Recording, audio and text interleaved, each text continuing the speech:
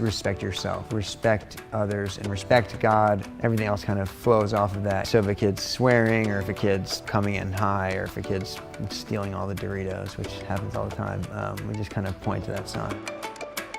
I didn't grow up poor, I didn't grow up in the inner city, but I always felt God was kind of saying, like, this is the type of people I want you to reach out to, or people who maybe feel like they're on the outskirts, or people who feel like they're kind of in the periphery. And that's what Dirty Vagabond does. That's what really attracted me to get involved with them.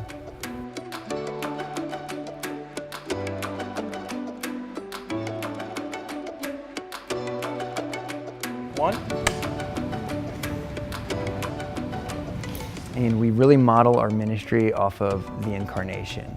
This scandalous idea that God actually became man. He said, you know what, I'm going to come to you myself in the flesh and bring you back to myself. I heard about Dirty Vagabond Ministries, but I thought, like, there's no way I could be a missionary. You know, I'm going to get married, I have to, you know, make a certain amount of money, etc. Almost towards the very end of my senior year, I had gotten to know the people in Dirty Vagabond really well. You know, people cared about me, how much people poured into me, how much people invested in me, and how they lived their lives. Not so much what they said up on a stage or anything, but how they lived. And I would love to share that, you know, with other young people and do the same thing, you know. So that's what really got me interested in youth ministry. And they offered us a job in Brooklyn, New York, so we just thought, yeah, shoot, we should totally do it.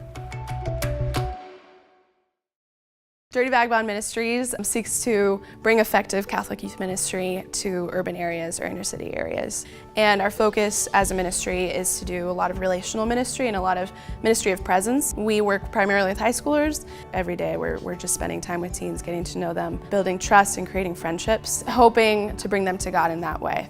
I can think of so many people in my life that have attracted me in some way to God, and it was because of their joy. And it was like an inexplicable joy, you know, just like, whoa, like, why are you so joyful? And there was no other reason except, you know, that they had Christ in their heart. What have you learned from Andy?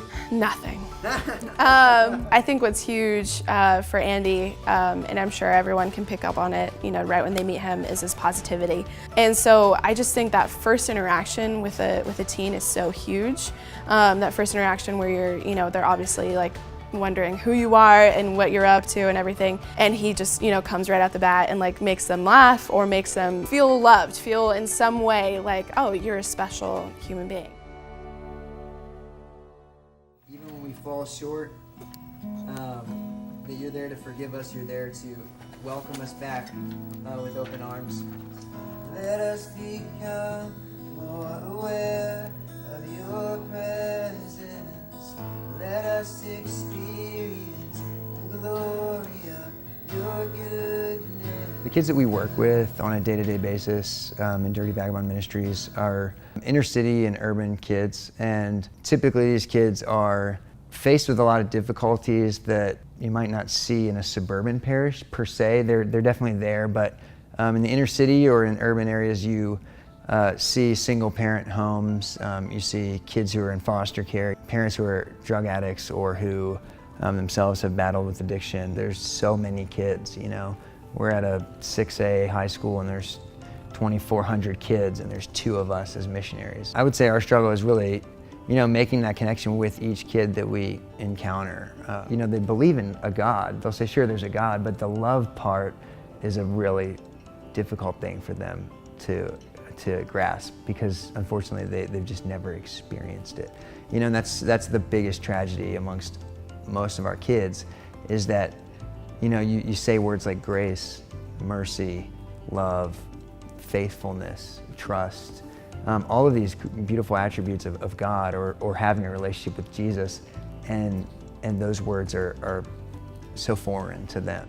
I think that just like anybody else, the teens are searching for love and they're searching for God, who is love. So I think in so many ways they're curious as to what, you know, who is God? Like I think in our society, especially in this generation, this high school generations, we've kind of come into this world where God isn't really thought of as a feasible being in your life. You know what I mean? Like as a person who you can actually relate to. You know, people can think like, oh, inner city teens, urban teens, like what am I gonna have to relate with them? You know, like I have such a different life from them. I have not had the same struggles, I've not had the same life. I think that that's, you know, definitely something that the devil used for me for a while. I was like, okay, like I'm not, you know, I haven't had this level of suffering. I haven't had, you know, all these different experiences that they have.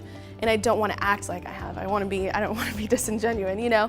And so I think what really has struck me is just how similar all of us are, no matter what our backgrounds are, no matter what our struggles are, no matter what, you know, God has put in our lives, how similar we all are in terms of like just hungering for God and for the love of God. Yeah, one of our favorite quotes is a quote from Mother Teresa where she said, you know, the greatest poverty in the world is not the physical hunger for bread or for food, but the poverty of feeling unloved, of feeling unwanted. We really seek to, instead of just having, you know, kids come to our youth center and clock in and clock out and here's a number, oh, here's what you need, I'll give you this. You know, we need to service those physical needs, but Dirty Vagabond really seeks to be, you know, a part of the community where we're working with our neighbors. You know, we're working with souls that we want to really encounter in relationship, not just on a transactional basis. To hunger and thirst for righteousness really means that, you know, at the deepest part of your life, the deepest identity is in God,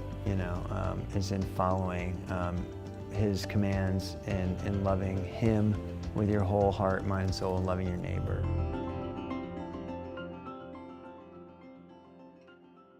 No Bible, no breakfast, no Bible, no bed. You know you have to eat, and then you know you have to sleep, but so many times we don't have that hunger or that need in our soul for God. I hunger and thirst for, you know, being a good husband, being a good father to my children, and then also being a disciple of Jesus, you know, someone that other people who don't know Jesus could say like, oh, I knew a Christian once, or I knew a Catholic once, and he reminded me of what Jesus would have been like. That's what I truly hope for.